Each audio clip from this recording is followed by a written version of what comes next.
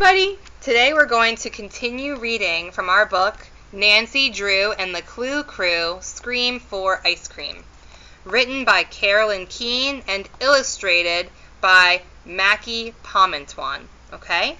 This is a really great book.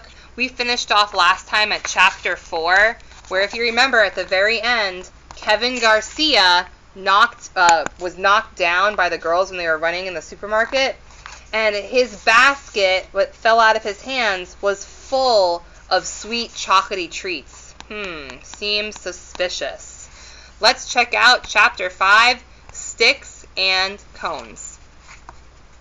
Kevin would need chocolate to make Kendra's ice cream flavor, Bess said. I told you he was a suspect. Nancy shook her head. Kevin is always trying to get his hands on sweets, she said. Twee! The shrill sound of a whistle made the girls jump. Nancy whirled around. Daisy and the Jim and Barry fan club were standing at the end of the aisle. Daisy was wearing a yellow Jim and Barry Gorilla Vanilla t-shirt and a silver whistle around her neck. Okay, group, Daisy said. We have our shopping lists. Now let's move out. The fan club nodded. Then they spread out in many different directions. Daisy is one of our suspects, Nancy whispered. Let's see what we can find out. Daisy was wiping her whistle on her t-shirt when the girls walked over. Hi, Daisy, Nancy said. Did you come up with a flavor for the contest? You bet, Daisy said. And it's a sure winner. What is it? Bess asked. As if I'm going to tell you, Daisy said. Only club members can know the top secret recipe. Daisy swung her whistle as she walked away. Only club members can know this top secret recipe, George mimicked. Give me a break. Let's follow the members around, Nancy said in a low voice, and see what they're buying. They were about to walk when... Girls! Mrs. Fane called. We have to go now. Nancy grabbed a carton of blueberries on their way to the checkout counter. They couldn't follow Daisy or the club, but they had a great clue. The fan club had a recipe, and it was top secret, just like Kendra's was. Now, if we can just find out what it is, Nancy said. Is your arm getting tired, George? Nancy asked. George rolled the coffee can back and forth over the Fane's doorstep.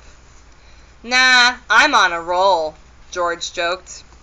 The girls were in the Fane's front yard making their second batch of ice cream. They didn't want to be near Chip when their ice cream was finished. Can I taste it now? Bess asked. She waved a plastic spoon in the air. Don't start that again, Bess, George groaned. Hey, Clue Crew, a voice called. The girls looked up. Their friend Marcy Rubin was passing by the yard with her 5-year-old sister, Cassidy. Hi, Cassidy called. Want to see my brand new sneakers? They're not new, Cassidy, Macy said. They used to belong to me. Cassidy stared down at her red and white sneakers. No wonder they smell, she said. Nancy and Bess and George walked over to Macy. We're just making ice cream for the contest, Marcy, Nancy said. How do you have time? Marcy asked. Aren't you guys solving the case of Kendra's missing ice cream recipe? Nancy, Bess, and George shared surprised looks. Who told you that? Nancy asked. I read it on Deirdre's website, Marcy said. She wrote that the Clue Crew will solve the case for sure. There was even a neat picture of you guys all giving a thumbs up. Did she give away Kendra's recipe? Nancy asked. Nope, Marcy said. Nancy sighed with relief. At least she didn't do that, she said. Hey, Marcy said, looking at her side. Where's Cassidy? The girls spun around. Cassidy was sitting on the doorstep, eating Clueberry ice cream from the coffee can. There she's eating their ice cream. Oh my gosh, that's kind of rude. Yummy for the tummy, Cassidy shouted. Drop that spoon now, you little pest, Marcy shouted as she raced over to Cassidy. Our second batch of ice cream, George groaned. Maybe we aren't meant to enter the contest, Bess sighed. Nancy smiled as she watched Marcy wrestling the spoon out of her little sister's hand. Oh, yes we are, Nancy said. Cassidy likes it, so maybe Jim and Barry will too. I think Daisy did it, Dad, Nancy said that night. She was standing right behind Kendra, and she said their new recipe was top secret and a winner. Mr. Drew looked up from the newspaper he was reading. He liked reading the paper in his favorite chair every night. Try not to jump to conclusions, Nancy, he said. Nancy wrinkled her nose and said, Jump where? It means don't end your case before you check out everything, Mr. Drew said with a smile. Things aren't always what they seem to be, you know. Okay, Daddy, Nancy said. But it sure seems like Daisy took Kendra's recipe.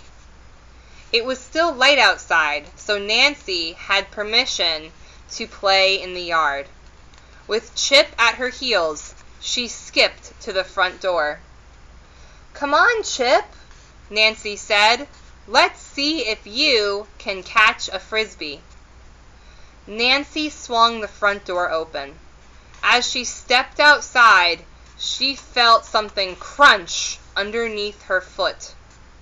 She looked down and gasped. A message had been left on her doorstep. It read, Give up! Give up!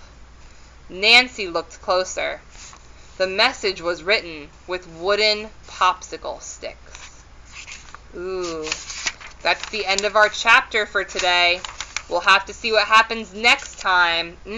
Interesting. I wonder who wrote the give up with wooden popsicle sticks.